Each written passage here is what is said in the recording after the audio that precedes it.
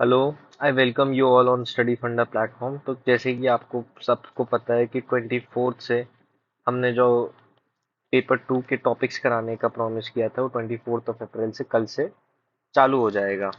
तो इस सेशन में हम डिस्कस करेंगे कि हम आगे कैसे बढ़ेंगे और स्टैंडर्ड फॉर्मेट क्या है ऐसे लिखने का। तो देखिए, अगर हम ऐसे की बात करें, सबसे पहले मैं आप जितने भी लोग इसको देख रहे हैं मैं उनको दो कैटेगरीज ऑफ पीपल में बांट देता हूँ।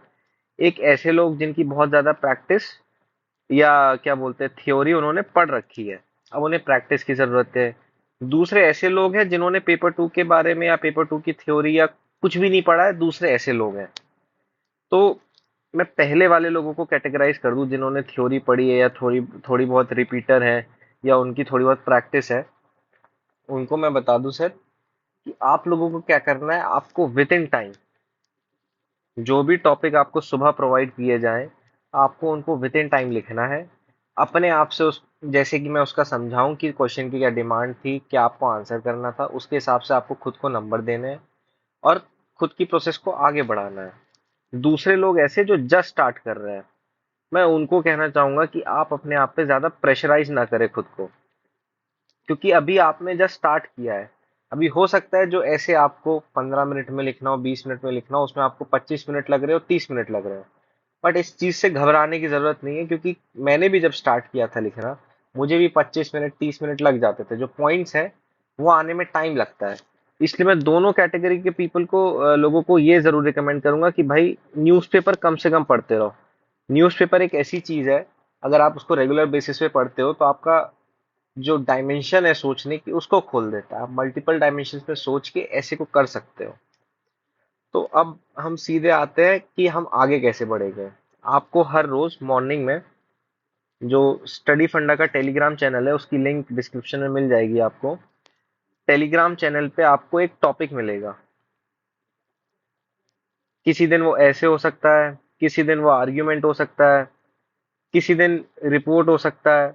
वो हम लोग अपने बेसिस पे कि हम कितना सिलेबस कवर कराना है उस हिसाब से डिसाइड करेंगे। आपको उस टॉपिक को उठाना है, उसको लिखना है। उसके शाम के टाइम हम एक वीडियो अपलोड करेंगे यूट्यूब चैनल पे स्टडी फंडा के। उस वीडियो को आपको देखना है कि मैं उसमें कैसे एक्सप्लेन कर रहा हूँ, क्वेश्चन की क्या डिमांड थी, कैसे उसको आंसर करना है, क्या उसका स्टैंडर्ड फॉर्मेट है, क्या उसमें जो भी चीज़ें मैं पूरी वीडियो में एक्सप्लेन करूंगा टॉपिक बाय टॉपिक। इसके बाद जो सॉल्यूशंस की पीडीएफ होगी वो आपको मिलेगी स्टडी फंडा के एप्लीकेशन पे। एक 10 रुपए का कोर्स है, उसमें आपको एनरोल करना होगा। और ये 10 रुपए भी जो स्टडी फंडा आपसे ले रहा है, ये जैसा कि प्रवीण सर ने कहा था कि हम भारत के वीर में इसको 10 रुपए आप देंगे तो 10 रुपए हम दे के डोनेट करेंगे। तो ये कोई पैसा आपसे स्टडी फंडा इससे कुछ नहीं कमाएगा। ये बस आप लोगों की भलाई के लिए कि आप लोग मैक्सिमम मार्क्स स्कोर करें पेपर 2 में। तो ये सारी बातें हो गई कि हम कैसे आगे बढ़ेंगे। अब हम बात करते हैं कि फॉर्मेट क्या होता है लिखने का। तो हम आज फॉर्मेट देखेंगे ऐसे का, रिपोर्ट का और आर्ग्यूमेंट का। इन तीनों का फॉर्मेट आपको कोई स्टैंडर्ड फॉर्मेट नहीं दिखाऊंगा मैं, बस यहीं पे आपको बेसिक चीजें बताऊंगा, फिर जैसे जैसे हम आगे बढ़ेंगे चीजें क्लियर होती चली जाएंगी। फॉर एग्जाम्पल, अगर हम बात करें ऐसे की, तो ऐसे में आपसे रिक्वेस्ट है कि कोई भी ट्यूबुलर फॉर्म जैसे कि टेबल्स बना देते हैं बच्चे डाटा रिप्रेजेंट करने के लिए, इसको अवॉइड करना है कम्प्लीटली। एक्स्ट्रा पिक्टोरियल रिप्रेजेंटेशन जैसे पूरे ऐसे में उन्होंने मैप्स ही मैप्स भर दिए, इंडिया का मैप बना दिया, कभी कुछ बना दिया, तो ये सारी चीजें हमको अवॉइड करनी है। ये सारी चीजें नेगेटिव मार्क्स की तरफ ले जा सकती हैं, क्योंकि आपकी जो कॉपीज चेक करेगा वो एक ग्रामर का टीचर है, एक बेसिक इंग्लिश ग्रामर का मोस्ट प्रोबेबल। तो अगर आप फॉर्म स्टैंडर्ड ऐसे फॉर्मेट में नहीं लिख रहे हो तो आपको मार्क्स मिलना बहुत मुश्किल हो जाएगा। अब स्टैंडर्ड ऐसे क्या होता है, आप एक इंट्रोडक्शन दीजिए। आपको कोई भी टॉपिक आया, आपको इंट्रोडक्शन कई तरीके से दे सकते हो। जैसे आप कोट कर सकते हो, कोटेशन का यूज कर सकते हो, डाटा दे सकते हो, कोई एनेक्डोट दे सकते हो, स्टोरी टेलिंग, बहुत सारे तरीके हैं उनकी। हम धीरे धीरे जैसे जैसे आगे बढ़ेंगे उन सब की बात करेंगे। सबसे पहला तरीका आ गया, आपने इंट्रोडक्शन दिया, अपने इंट्रोडक्शन को खत्म किया। अब उसके बाद आप जैसे इंट्रोडक्शन खत्म करो, नेक्स्ट पैरा से आप अपना लिखना चालू कर दो line by line.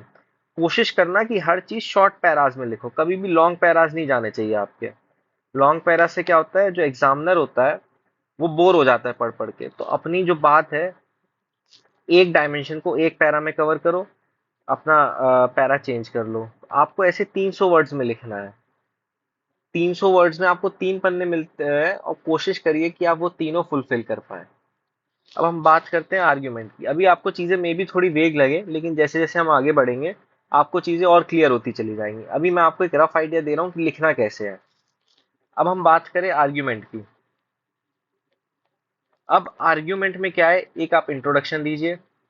Introduction argument में आप अपने हिसाब से दे सकते हैं, टॉपिक में जो डिमांड है उसमें जो बेस्ट सुटेबल है उसके हिसाब से दे सकते हैं।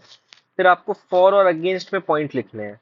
आप कोशिश करिए कि फॉर और अगेंस्ट दोनों में एटलीस्ट आप वो चार चार पॉइंट्स मिनिमम लिखें, क्योंकि चार चार पॉइंट से कम लिखना सही नहीं होता। और सिर्फ पॉइंट्स नहीं लिखने हैं इसमें, हमें पॉइंट्स का एक्सप्लेनेशन भी देना है कि हाँ, ये अगर हमने पॉइंट लिखा है तो उसकी रीजनिंग ये है, ये हमने पॉइंट लिखा है तो उसकी रीजनिंग ये है। तो ये आपका एक आर्ग्यूमेंट हो गया, और एंड में आर्ग्यूमेंट में आपको देना है कंक्लूजन।